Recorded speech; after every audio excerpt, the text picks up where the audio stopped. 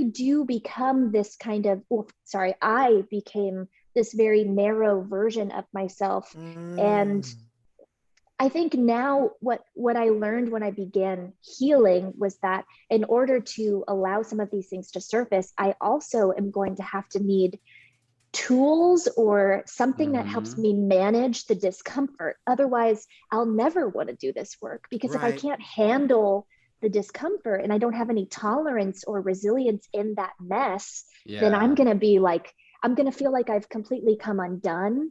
I might spiral. I might cling even more deeply to my coping mechanisms. You know, so I think a part of the transition for me toward healing and self-empowerment was, how can I first learn some skills to just tolerate the uncomfortable sensations in my body that I have been completely ignoring or stuffing down for years? Do you mind if I ask? Oh, sorry. Do you, because you speak so articulately about this. Sorry, Matthew.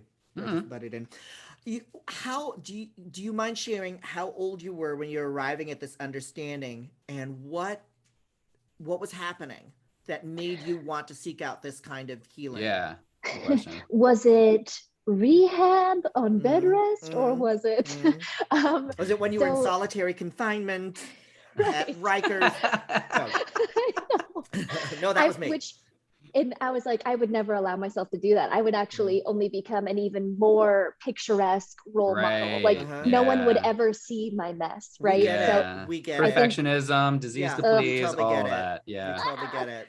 Yeah. So I will say, I know that I started asking maybe larger life questions and identity questions at younger ages, just because of my lived experience. And around 13, I recognized, okay, I've got chaos inside my body. I've got chaos inside my household. I have chaos in the industry. What's going to be my anchor? And what I chose at that time was to join a friend's church, which I do have to say gave such a foundation that I had never had, and served a very meaningful developmental purpose. I learned about community. I learned about trust, intimacy in different ways. Of course, as that evolved, I've evolved. Things have been deconstructed, reconstructed, expanded, and all of that.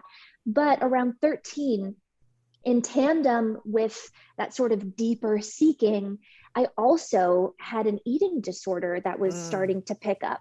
And I remember seeing the paradox of that, right? I was like, on the one hand, this community is saying, come as you are, and we accept you and we love you. And on the other hand, I am like such a self-punishing, like, you know, self-critical human who can't seem to be enough no matter what I do. And so my body was this tool or this project, and I was just trying to fix it or perfect it, but I wasn't listening to it. In fact, from 13 to 18, I would say, my eating disorder was ramping up and continuing to kind of become almost a core part of my identity if I didn't do something about it.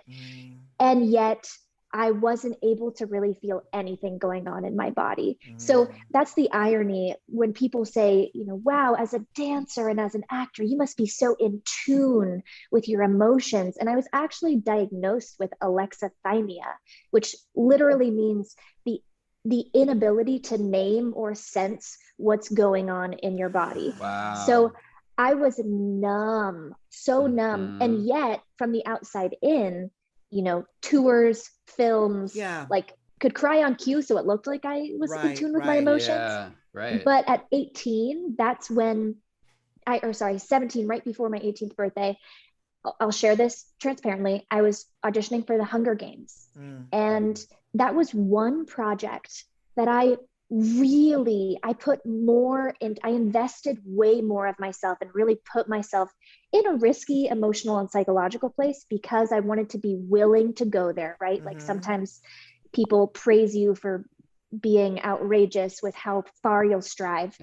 And so I started training, and by default of the character breakdown, she's in the books, you know, it hints to her being emaciated or underweight or quite, you know, strong but frail at the same time. Because so my weight continued to drop, my psyche, everything just started to collapse. And I went, okay, I have to get help, and I can't get myself out of this, nor will the people around me in the industry really care, because I'm not the smallest person in the room, unfortunately.